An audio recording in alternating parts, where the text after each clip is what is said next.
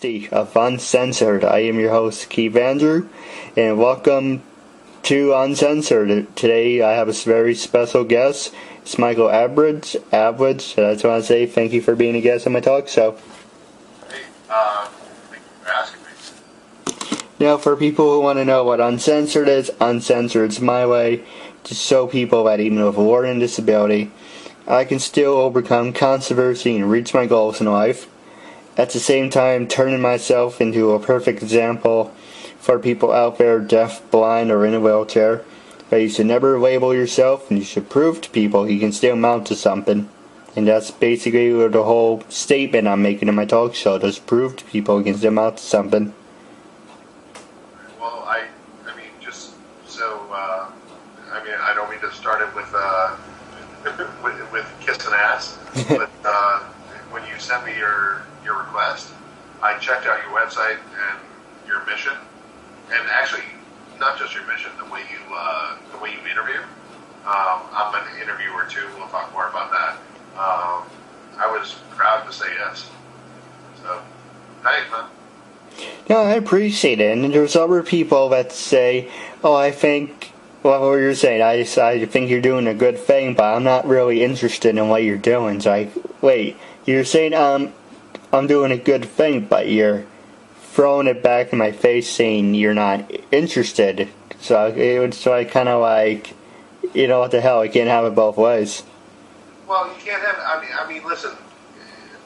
People like you and I, okay, like people who do interviews, we can't have it both ways. So sometimes you get those interviews, or the people you want to interview, that kind of suck, and we still keep trying at them. I mean, I appreciate what you're trying to do, and the fact is, I don't know you. And so what really made me say yes was going on your website and seeing how you interview. And since we're both the same kind of guy, I was proud to say yes. I'm nervous. I told you even before. I know you started recording, but I'm allowed to say this, right? Right. Censored. I told you flat out. I'm nervous. I'm the one usually asking the question, so I'll do the best I can. Yeah, that's a normal conversation. Yeah. All right. Cool. So, hit me. And starting off, what can you tell me about yourself? Well, I write, produce, and direct movies. My number one field is documentaries, and I also write and direct and produce feature films. Really small. I am not famous, but I've made a really good living for a really long time. So I've been very lucky. And I don't know, if you were to ask me, like, what's my actual title, I would tell you I'm a story junkie. I love meeting new people. I love telling stories. Well, like I said, I do have a couple ideas after the show, but unless you want to talk about it on the air, that's completely up to you. I put myself in your hands, man. Well, you say you write stories. How about you do? I would love to be interviewed by you if you're interested in that. I actually love to interview you. We didn't actually talk about where you're located. Oh, New York. Oh, well, I'm in New York too, so maybe we just sit down sometime and I can put you on the spot as opposed to me. Yeah, I would love that. I've been trying to reach out to the newspapers and media, and so I got a lot of people saying, "Oh, it's good what you're doing," but at the same time, they're saying, "Oh, we have better things to talk about, rapes and murders and everything." It's like, how about we talk about something happy instead of something the same old shit out after a while? Yeah, here's the thing. I mean, that's one of the things that I've had to really maneuver around in my career. Is that honestly, I mean, I'm not going to say her name, okay? But very famous executive at a very large company once said to me, if there isn't blood on the floor, I don't care. And I don't know, I think that attitude is I think that's wrong. Because there's, yeah, I mean, obviously we don't want to see the car crashes and all that stuff, I mean, whatever. But I think a lot of people need to get inspired too. And it's harder to inspire people and still make it entertaining. You know what I mean? Not just make it like, da da da, what a great guy, I mean, who gives a damn about that? But like to really show something. And so I've been lucky. I've been able to do a lot of inspiring things. Or not, I'm sorry. A lot of things that I hope inspired people. But at the same time, yeah, I've done the same thing, man. Where it's like, give me the blood on the floor, and you're like, okay. And I'm on my iMac right now. So if I go down like this, that means I'm typing in the way that sometimes I have to, okay, gunshot, rape, blood.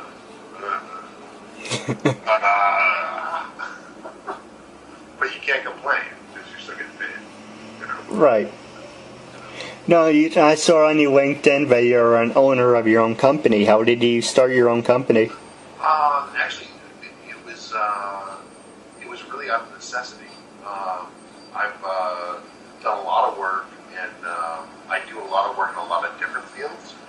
And, well, yeah, I guess I can say this, and not say too much, but any artist, and I give the same advice to you, start an LLC, okay? Because all the different work you do, like, I mean, this interview right now, your Skype charges, your whatever, if you're an artist, it's tax deductible if you got a company.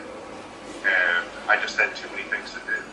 And I also have done, with the company, I've done, I guess, about 200 shows. And no one's going to give a check to Michael. They're going to give a check to a company. So you have to have that in place. And it just got bigger than I thought it would be. It actually got a little bit of a reputation, which I was surprised about and very happy about. And the reason why is because the people I brought on to work with me were amazing. It's about the team, And so, yeah, I started it, but a whole lot of other people made it happen. Alright. You said you were making videos, and hey, I would love to be in one of your videos if that's a possibility. I think it's more than a possibility. I think what would be really cool for me. I mean, I don't want to like turn this is you interviewing me. I don't want to turn this around. I'd like to talk about it after we stop recording. Sorry, everyone. Sorry. It's between the two of us. I'd like to talk about when you and I could sit down and I could talk to you about, like, what are you trying to do? What have you gone through? All the stuff that is kind of hard for us all to talk about. But, I mean, you're obviously a good interviewer. I'll have to maneuver past you on that. You don't want my tricks, Well, I didn't mean to impose on you. What's that? I didn't mean to impose on you. You're not imposing no, at all. Yeah, no, I was really, I was really flattered that you sent me the message, and I don't know, like, there's one thing about being flattered, whatever, and I totally appreciate your mission, and I'm not putting that down. But if it was just the mission, of you trying to, show what you can do, I don't know, man. That's worthwhile. But the fact that I then went to your website and saw all these great interviews, that means you're actually doing something. And everybody's trying to do something, but you're actually doing it. So I'd love to interview you. No, I appreciate it. Now, like I said, it's conversation, so I don't want you to think it's one-sided or our listeners think it's one-sided. You can say anything you want or have a subject you like to talk about. You're more than welcome to. This is your time. Well, yeah, like I said, I'm a little nervous, so if you don't mind me asking for questions, just to prompt me, because you just said talk about what you want to talk about, and I was like, should I talk about my new phone? How important is that? You know what I mean? Like, should I talk about my favorite pen? The only pen I write with? Am I going to bore the hell out of your listeners? So you push me. You ask me whatever you want. Well, I like each interview to be different, so if you have any outfits, you say, oh, this is what I wore back in high school, this is what I wore in college, or if you have any pictures, I like interviews to be interactive, to set up. Okay. Yes. Yeah. Okay, well, I can tell you this. I'll, as soon as we get off, I'll send you photos, and you will laugh your ass off. Okay? Because you see what I'm wearing right now, right? Okay? Button down, comfortable. If I stood up, to be totally honest, I'm in my boxers. I've been raining all day, okay? So I'm not standing up.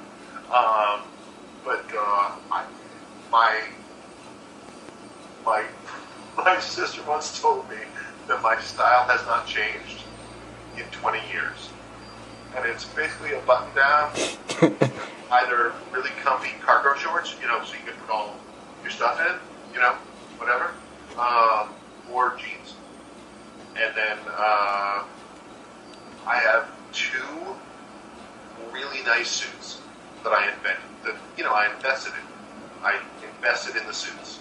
I wear them twice a year, maybe. That's it. So if I send you pictures, you're going to be like, well, he looks a little younger, but he's wearing the same damn thing. And yeah, that's just, you find your style, right? Yeah, it's true. I'm not sure it's that attractive of a style, but it's a style, Well, while I'm talking about style, during your high school years, Yeah. or college years, so did you go through the different transitions of being punker, rocker, emo? No, yeah, this is cool, actually. I didn't have a very good upbringing. So, for me, high school was just about getting through. And I did well in high school. Really well. And the reason why I did really well is because I knew it would get me out of high school. And then went to college, and well, first, you can't tell anymore because I know I look chunky, but I used to be a basketball player and made the team first couple years, and then ended up being a rower. So I never went through any style phases. I went through athletic phases. You know what I mean? Like the things that I really want to do, and I'm super obsessive. I'm crazy obsessive. I think that helps with work. Sometimes it doesn't help with life. But yeah, I was. Yeah, if you were to see me in college, you'd be like, so you just wear sweatpants, compression shorts, and a t-shirt? That's pretty much it. Okay. When I put on a suit and a tie, people who have known me for years gotta go, Michael? Michael? What? So no, I never went through those. There were a lot of things that my peers went through. Like we were talking about, like emo or etc. I never went through it because I always knew that there was something better. I always knew there was something better I had to get to. So I really didn't have time and didn't have the desire to play around with, different personas. I just wanted to get out. I wanted to work. Yeah, it's funny. When I was in my freshman year, didn't really dress up. Except for Halloween, I dressed up as Well, are you a professional wrestling fan? Well, okay, I know enough about it, but I can't say I'm a fan. Okay, go ahead. So in 2003, when I was in high school, I dressed up as Eric Bischoff. I had a red shirt. Okay, yeah. I had a red shirt, a leather jacket, blue jeans. Sophomore year, I dressed up as John Cena. I had the hat sideways and did into jersey. That's awesome. And my junior year, I was a punker. Yeah, people say wink, wink. I just the finger thing, so I don't know if people can see it. I was, that's like the Undertaker with the American Badass leather jacket and everything. Nice. It helped me express myself, so that's why I always dress up. I mean, any way you express yourself is the way to go. I'm sorry this feels like I'm kind of breaking the wall of the interview. Your eyes keep going up to the top of my frame. Can you just tilt your... Oh, not a problem. I'm on my phone, so it's kind of, I need to balance it out so there's no glare. Nice, man. Can you still see me? Yeah, I can see you. It says, if I go too high, then I get the light reflection, and then it's the glare. I need a bigger phone. Sorry to be a pain in the ass. No, it's not a problem. All right, first of all, your costume stories, awesome. Professional wrestler, when I was 15, 16, I wanted to be one. And that was back in the day, but I have the luckiest Halloween costume ever. The luckiest. My birthday is on Halloween. Oh, that's nice. So I don't have to, go and, spend money. I don't have to do anything. I could just go in these clothes. People say, what are you dressed up as? I say, I'm dressed up as a grown-up. My favorite Halloween costume ever. I was in college, and my younger sister, who is just, I love her, she ended up being there for Halloween. There was a big Halloween party, and she didn't want to dress up. She was nervous. You know what I mean? Like some people get, they don't want to do that kind of stuff. So I said, okay. I got me and two of my crew buddies, and dressed in super tight, shirts and workout shorts, and then put ropes around our necks. And she held the ropes, and we were her love slaves. That's the best story I've ever gotten. Did he ever get the chance to work in retail? Oh yeah, no, I did actually. I worked when I first came to New York. I was 20, I think, 21, and I mean, you know how it is. Like you're working right now to turn this show, to professional, to get paid. Yeah. Right. It takes a while. You got to work, and you're obviously working. So I was working to get my stuff to get paid, and I had to work for 2 months at the Gap. And I was a damn good salesman. I really was. But some great funny times from there. I have I probably shouldn't say this because I'm sure with all your viewers, they may, mess with me. I actually have a phobia of diner coleslaw. Not coleslaw regular, okay? Not like nicely made coleslaw, but diner coleslaw comes in a vat about like this big. It's just gross, and so I refuse to eat it. There was a diner across the street from the Gap. We'd go to lunch there, and I'd order a burger, turkey club, whatever, and I would say, don't put any coleslaw. And of course, people noticed. They're like, why? I think it's the evil, fibrous invader of all deli food. So they started to, I'm allowed to say this, we're uncensored, right? Yeah, it's uncensored. And they started to fuck with me. They would go across the street, get coleslaw in a to-go container, wrap it up, and then put it where I was going to work. So, I'm in the gap. Like, you got to fold jeans. You got to do that stuff. I'd be folding jeans. All of a sudden, dee dee, dee dee, dee dee. Freaking coleslaw there. They thought it was the best thing in the world. I didn't. But it was a good time. But so, yes, I've done my retail work. I did my restaurant work. And I put myself through the first few years of college moving furniture. So yeah, I've had all kinds of jobs. When I worked over at well, it was a long story, but I just remember the good times I was over there. I used to work over at North Face. Oh, North Face, yeah, great stuff. It is, but unfortunately, I worked with a bunch of assholes.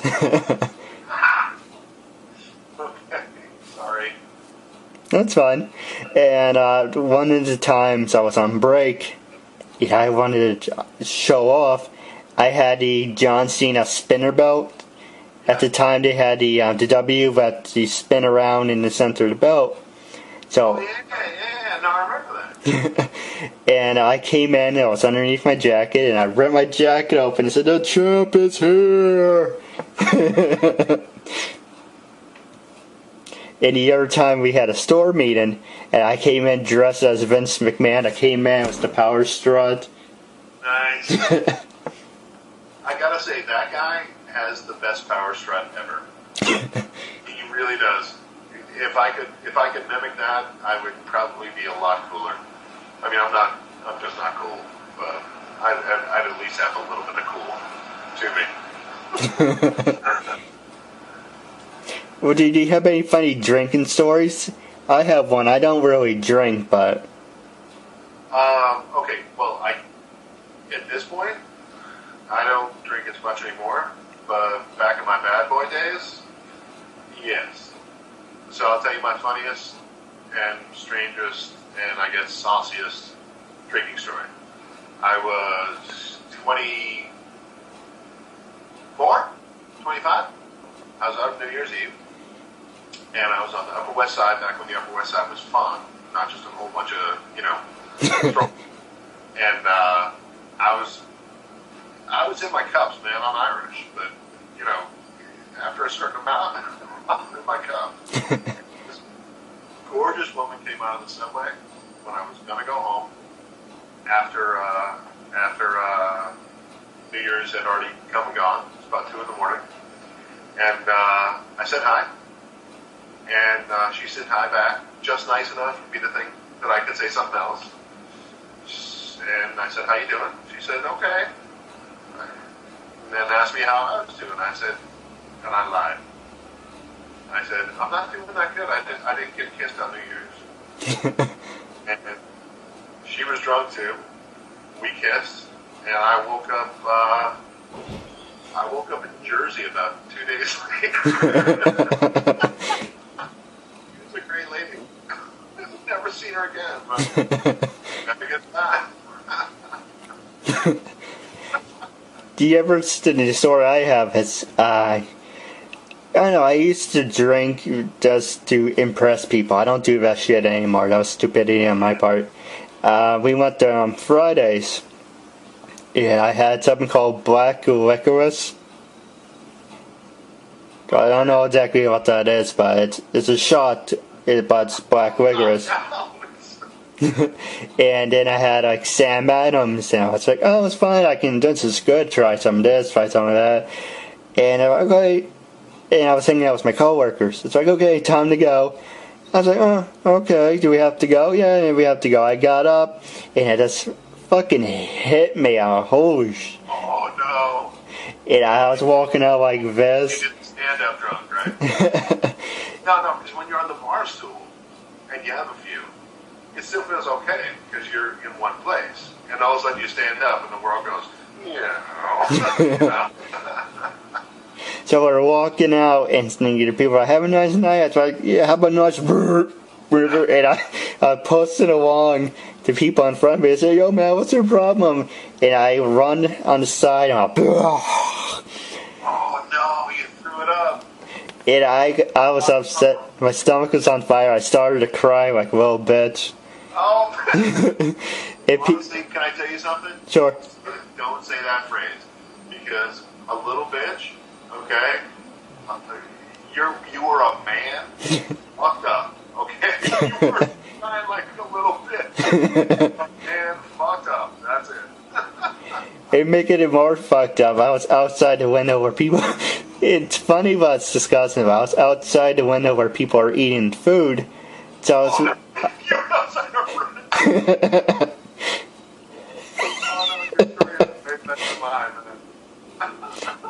And there's more to it. So I walk to our friend's car. So I go, if you're gonna vomit, man, vomit. You're not vomiting in my fucking car. So we're walking to the car. I'm fine. I can beat this. So the girl at the time, who was a bitch, but I liked her at the time, who runs says, "Can we get a doggy bag?" So, and we're in the back of the car. My other friend has to go back to Jersey. He says, "Oh, I don't want to miss this shit. Don't encourage him. Don't make Keith laugh. Why do you want to make him laugh?" So I started laughing. Go, so what did I say? Lay down back in the back seat. The thing is, okay, I don't know how you feel about this stuff. Okay, I mean, listen, drinking to impress people, stupid. Yeah. Okay. Drinking to like try and get away from things you need to take care of, stupid. But every once in a while, being a dumbass and having a great experience with a great story, I say go for it. I say go for it. Yeah, that's awesome. I'm sorry, it's not awesome because probably you're a little sick to your stomach right now just talking about it. But yeah. Yeah, a little bit. Yeah. No, for me, I went through definitely like, my partying phase, with both drinking and drugs. But I don't know, to me, like stories and shows and things like that, just more important. I mean, I can tell right now, like you're on game. Like we're having a good interview, and you're actually. I mean, not to be a dick, but I know what it takes to get someone to talk, and you got me talking, and I was nervous when I started, and I'm now telling you stuff about some woman I spent 3 days with in Jersey. So you're a damn good interviewer. To be on your game, you can't really play that much, I think you should play when you want to play. And other than that, I don't know. There's a whole lot more life to play with, There's a whole lot more minutes, and how many? You've done 60 something now? Yep. Well, thanks to you, I got up to 60. I'll tell you the story about a year ago. Don't ask me why I was this. I always say this. It's a stupid part of my part. I did a year ago 72 interviews, and it was just audio conversations. Yeah, and don't ask me why. It was a dumb idea on my part. And people are saying, I'm sorry, I didn't. Why is that a dumb idea?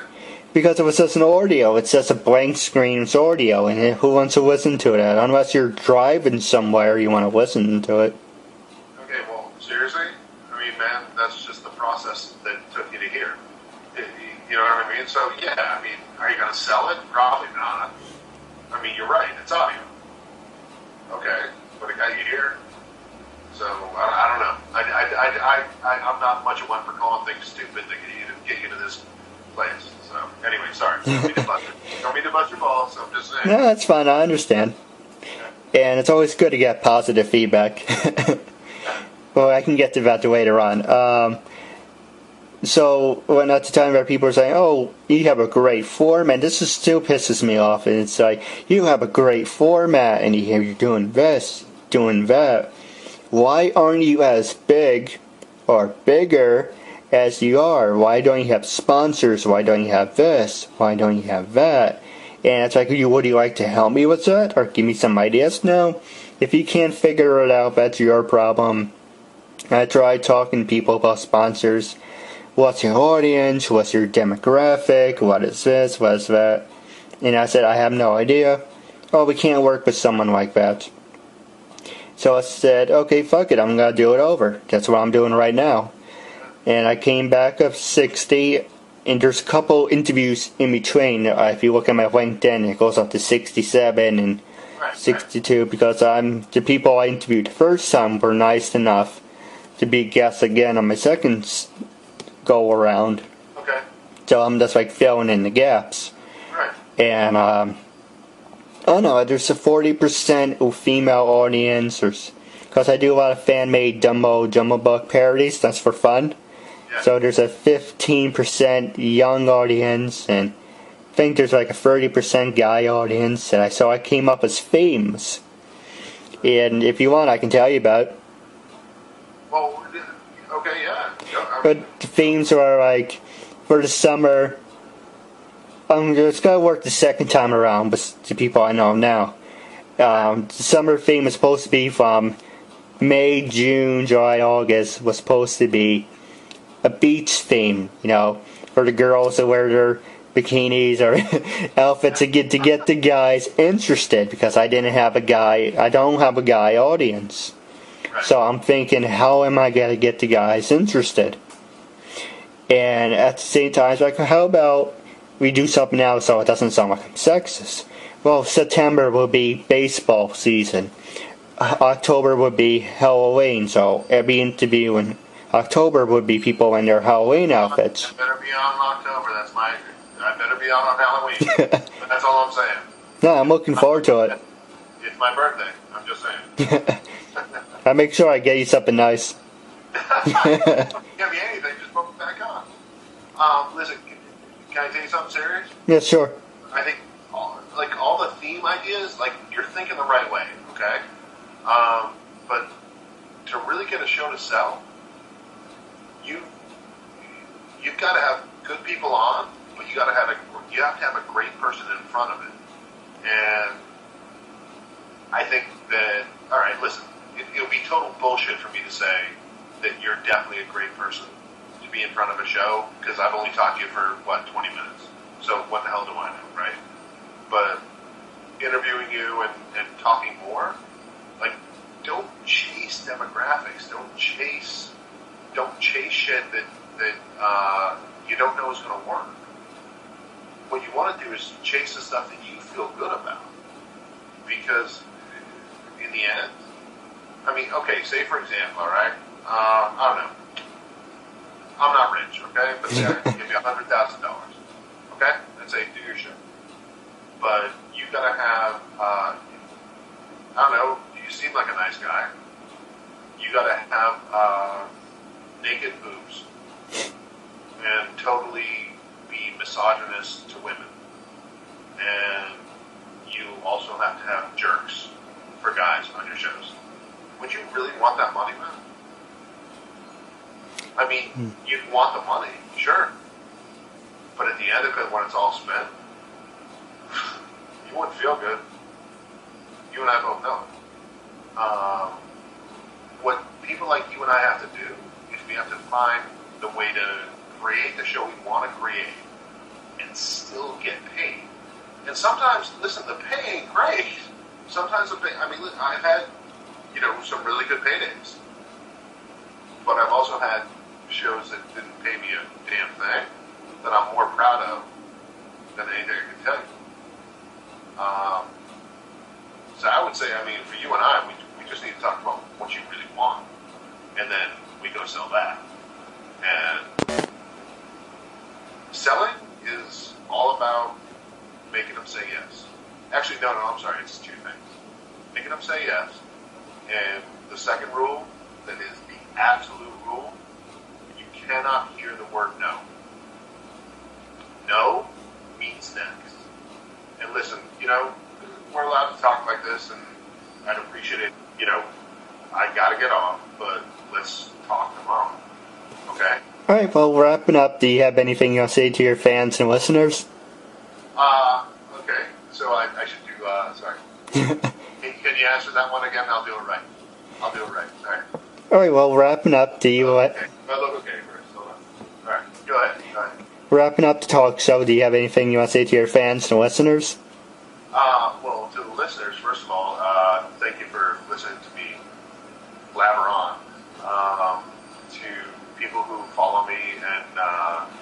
my shows, the fact that I actually get a chance, to have someone watch something that I've made is a dream come true. And you're the person who makes a dream come true. So, thanks, guys. And thank you.